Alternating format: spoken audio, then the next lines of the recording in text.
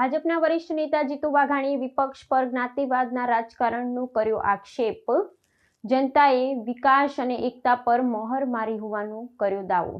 ગાંધીનગર ખાતે આયોજિત વિજય ઉત્સવ દરમિયાન મંત્રી જીતુ વાઘાણીએ જનતાનો આભાર માનતા વિરોધ પક્ષની નકારાત્મક નીતિઓની આકરી ટીકા કરી હતી। તેમણે જણાવ્યું હતું કે તાજેતરની ચૂંટણીમાં મળેલી સફળતા એ રાષ્ટ્રવાદ અને વિકાસવાદની જીત છે, જ્યારે વિપક્ષે માત્ર સત્તા મેળવવાના હેતુથી જ્ઞાતિ આધારિત રાજકારણ ખેલવાનો નિષ્ફળ પ્રયાસ કર્યો હતો।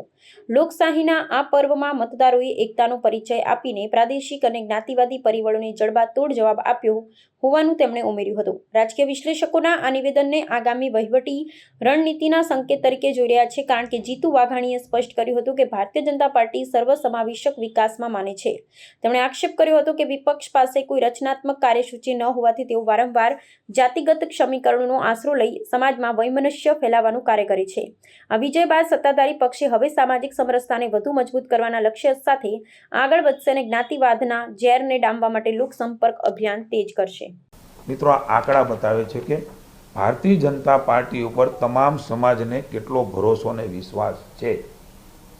ચૂંટણીમાં પ્રતિનિધિત્વ કદાચ મર્યાદા હશે, તમામ જ્ઞાતિઓને સામેલ નહીં કરી શકે, પણ મોટો પાર્ટીઓ જે ટિકિટો આપતી હોય છે એનો આ આધાર હું આપને આપી રહ્યો છું। ભ્રામક અને ખોટું બોલવા માટે ટેવાયેલા વિપક્ષને હું પૂછવા માંગુ છું કે આ પણ આંકડા તમે જાહેર કરો। કોઈ એક જગ્યાએ જીતી જાય અને પછી બતાવે કે ફલાણી જ્ઞાતિના અમારા ઉમેદવાર, પણ તો બીજી પાર્ટીમાં જે તમારી પાર્ટી બીજા લડતા હતા એ જ્ઞાતિના નહોતા। આ પ્રકારે ભરમાવીને જ્ઞાતિ જાતિ ધર્મ સંપ્રદાયને લડાવવાના પ્રયાસો એ પણ આ ચૂંટણીમાં વિપક્ષે ભરમાળ કરી।